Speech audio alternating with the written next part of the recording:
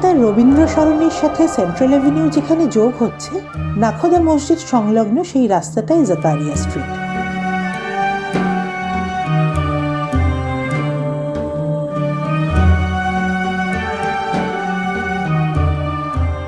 ঊনবিংশ শতাব্দীতে গুজরাট থেকে আসা কচ্ছের মেমন সম্প্রদায়ের বিখ্যাত ব্যবসায়ী হাজি নূর মোহাম্মদ জাকারিয়ার নামাঙ্কিত এই রাস্তা ইতিহাস আর রসনার সাংস্কৃতিক সঙ্গম। বিশেষ করে রমজানের সময় এই রাস্তা ম করে বিশেষ কিছু খাবারের গন্ধ, কাবাব, বিরিয়ানি, শরবত, হরেক রকম ফল আরও কত কি।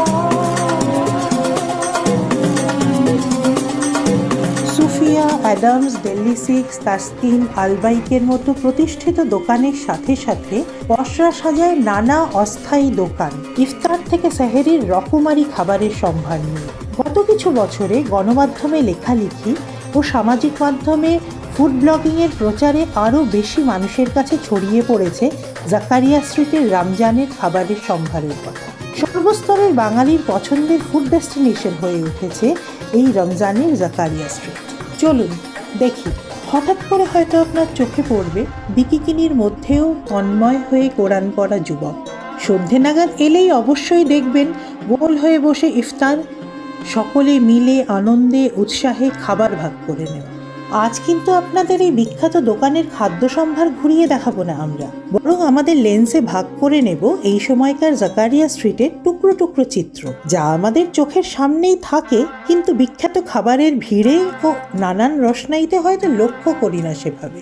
একইভাবে বড় দোকানের পাশাপাশি হাঁড়িতে লাল কাপড় জড়িয়ে বিক্রি হচ্ছে বিরিয়ানি, ফালুদা ফিরনির পাশে বিক্রি হচ্ছে সকলের আয়ত্তের মধ্যে গলা ভেজানোর জন্য শরবত।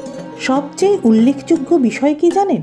সব ধরনের অর্থনৈতিক শ্রেণীর মানুষকে খাবারের সমারোহে বেঁধে ফেলে জাকারিয়া স্ট্রিট।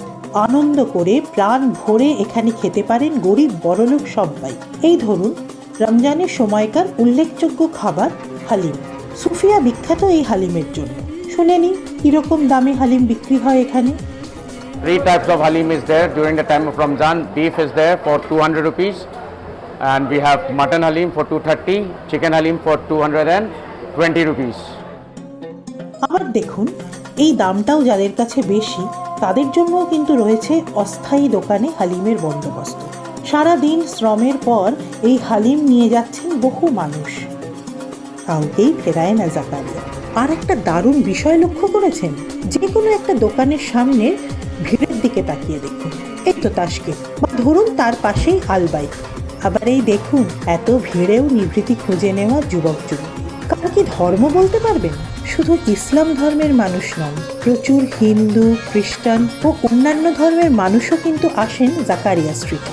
একটাই জিনিস এদের এক সুতোয় বেঁধে দিয়েছে, খাবারের প্রতি ভালোবাসা, রসনা তৃপ্তির মধ্যে দিয়ে উৎসবের উদযাপন।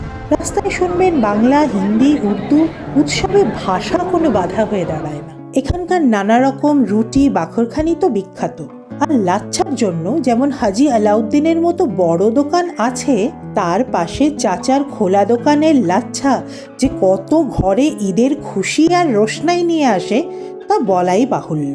তার সাথে তো থাকেই বাজার ফেরতা টুকটাক জামা, ইমিটেশনের গয়না কিনে ঈদের উদযাপন।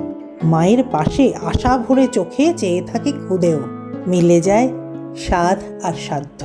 আর একটা জিনিস দেখেও খুব ভালো লাগছে, বেশ কিছু অল্প বয়সী মেয়েরাও নিজেরাই দল বেঁধে এসেছে খাবার খেতে।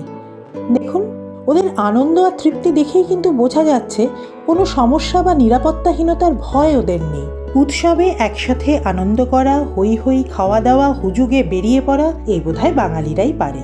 ঈদে জাকারিয়া স্ট্রিট, একইভাবে ক্রিসমাসে পার্ক স্ট্রিট আর পুজোয় ম্যাডক স্কোয়ার, এই হই হই মজা খাওয়া দাওয়া এটাই বাঙালির ধর্ম। অনেক কিছুই নেই আমাদের কলকাতায়, কিন্তু তার মধ্যেও এই একসাথে আনন্দ করার মনটাই বেঁধে রাখে আমাদের বাঙালিদের। ধর্মের ভিত্তিতে, ভাষার ভিত্তিতে, অর্থনৈতিক অবস্থানের ভিত্তিতে আমাদের চারপাশে যে ক্রমবর্ধমান বিভাজন, তার ঊর্ধ্বে উঠে একে অপরের সাথে বেঁধে বেঁধে থাকতে পারি আমরা। আর সেটাই বাংলার হৃদস্পন্দন।